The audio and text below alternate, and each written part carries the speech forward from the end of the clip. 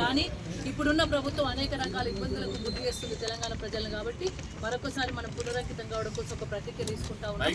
గౌరవ కేటీఆర్ గారి ఆదేశాల ప్రకారం ఈ రోజు మన తెలంగాణలో కూడా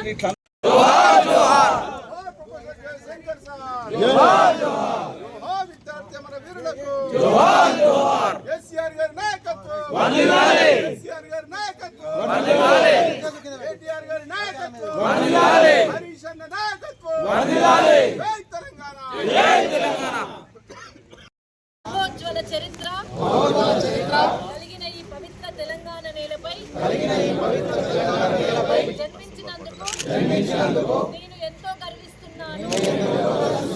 నా తెలంగాణను ఎల్లవేళలా నేను గుండెల్లో పెట్టి కాపాడుకుంటాను. కేసీఆర్ గారి నాయకత్వంలో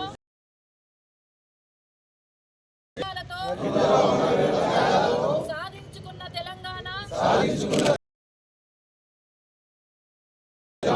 సమగ్ర అభివృద్ధి సంక్షేమ కానీ నేడు అబద్ధపు హామీలతో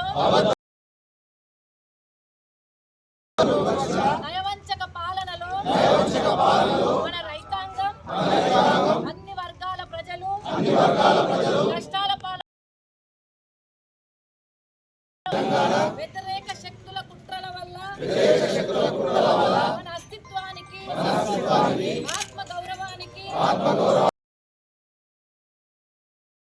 ఈ విపత్కర పరిస్థితుల్లో తెలంగాణ అస్తిత్వ రక్షణే నా ప్రథమ కర్తవ్యంగా భావిస్తూ మరో ప్రజా